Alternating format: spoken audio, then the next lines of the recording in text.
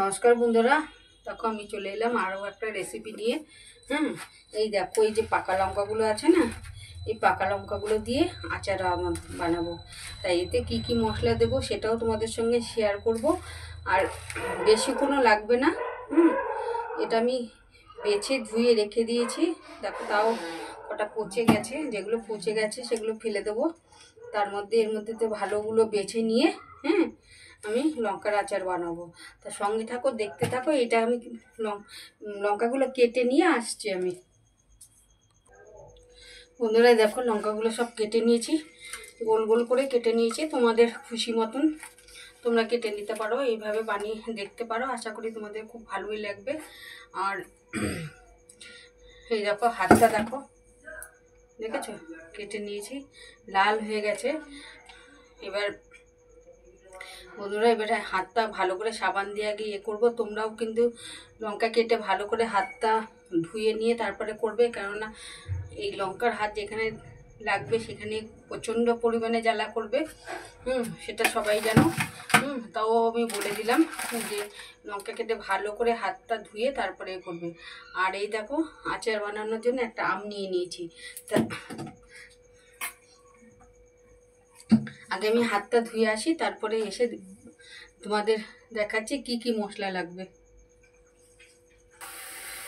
বন্ধুরা দেখো, আমি কি কি নিয়েছি। এই দেখো, এখানে মেথি দেখতে পাচ্ছ, এখানে মেথি, এখানে নিয়েছি কালো জিরে, এখানে নিয়েছি জিরা, এখানে নিয়েছি মৌরি, আর এখানে নিয়েছি সর্ষে।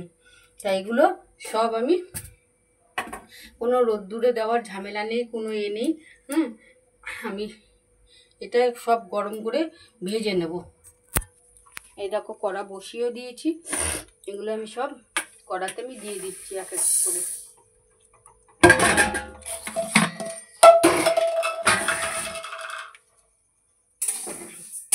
এটাকে ভালো করে ভেজে নেব, খুব একটা ভাজবো না, একটু হয়ে গেলে আমি নিভিয়ে দেবো। দেখো বন্ধুরা, ফুটফুট ফুটফুট করে আওয়াজ হচ্ছে। এবার আমি এটাকে নামিয়ে ফেলবো। বেশি ভাজবো না, ফুটফুট ফুটফুট করে আওয়াজ হচ্ছে।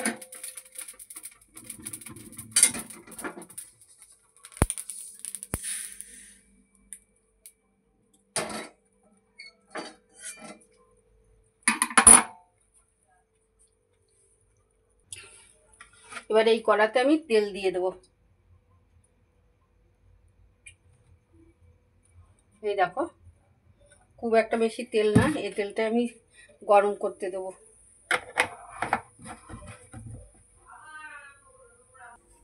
আর এখানে আমার মশলাগুলো ঠান্ডা হয়ে গেছে। এবার আমি মিক্সিতে গুঁড়িয়ে নেব। তো তোমরা চাইলে শিলেতেও গুঁড়িয়ে নিতে পারো। তা যাটাই খুশি, যেতে খুশি, মিক্সিতেও করতে পারো, শিলেও করতে পারো। তা আমি মিক্সিতে, যে শিলেতে করছি না, আমি মিক্সিতেই গুঁড়িয়ে নিচ্ছি।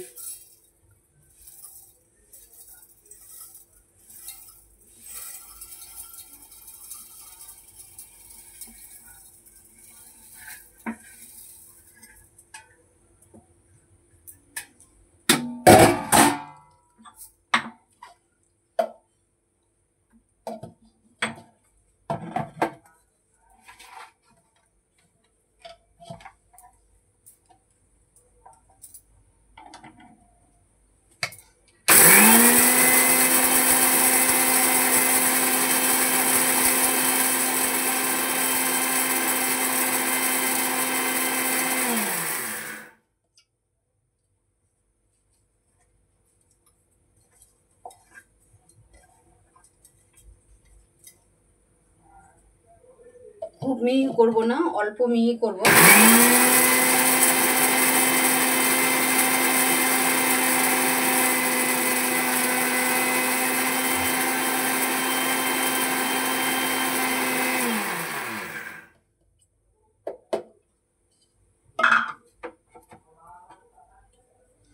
দেখো, এরকম খচা খচাই থাকবে।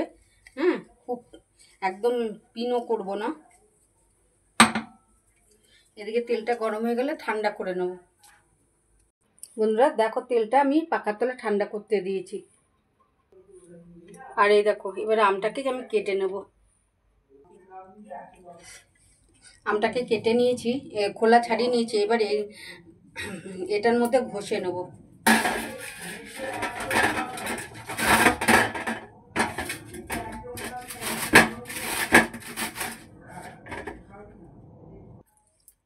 এই দেখো, এতটুকুন বেরিয়েছে, এটাতেই যথেষ্ট।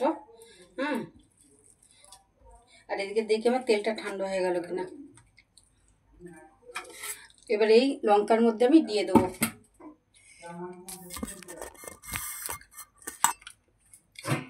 এই দেখো, এই লঙ্কার মধ্যে আমি সব দিয়ে দিচ্ছি আমটা। এবার এই মশলাটাও দিয়ে দেবো।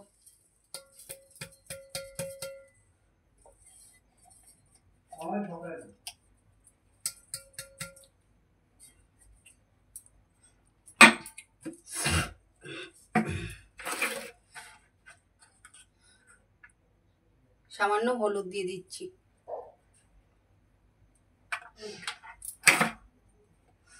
আর দিয়ে দিচ্ছি নুন।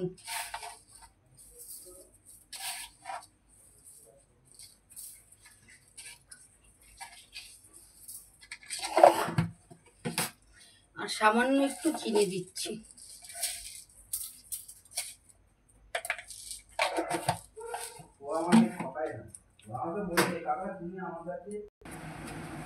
এবারে তেলটা ঠান্ডা হয়ে গেছে।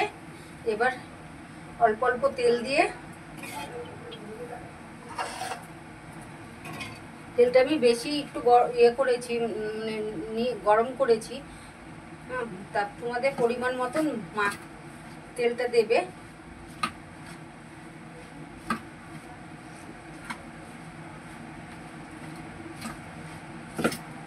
এই আচারে বেশি তেল লাগে না বন্ধুরা, মশলাটাই সব থেকে। এটাকে ভালো করে মেখে নিতে হবে। হাত দিয়ে কখনো মাখতে যেও না, কেননা লঙ্কা খুব ঝাল। আর লঙ্কার হাতটা ভালো করে ধুয়ে নেবে, কেননা এই দেখো আমার শরীর জ্বালা করছে লঙ্কা কাটার পরে। খেতে যত সুন্দর, তেমনি যেখানে লাগবে ততই সুন্দর জ্বালা করবে। তার কারণেই ভালো করে তোমরা হাতটা ধুয়ে নেবে। আর দেখো, মেখেছি কত সুন্দর কালার এসছে, আর গন্ধটাও খুব সুন্দর এসছে।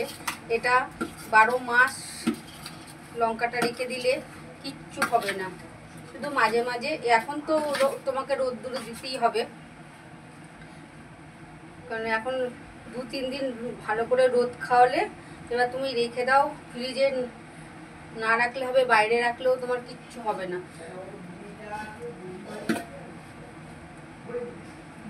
আর একটু তেল দেবো, বেশি তেল দেবো না।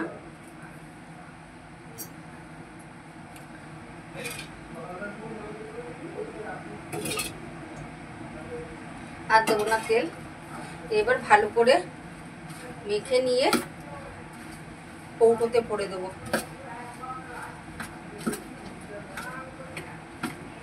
কাঁচের শিশিতে রাখলে খুবই ভালো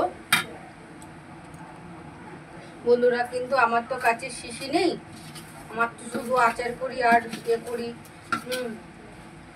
কাঁচের শিশি আগে ছিল, সব ভেঙে ভেঙে গেছে, যার ফলে এখন কাঁচের শিশিও পাওয়া যায় না। এই প্লাস্টিকের বোতলে আমি রেখে দিচ্ছি, এটাতেও রাখলে কোনো অসুবিধা নেই।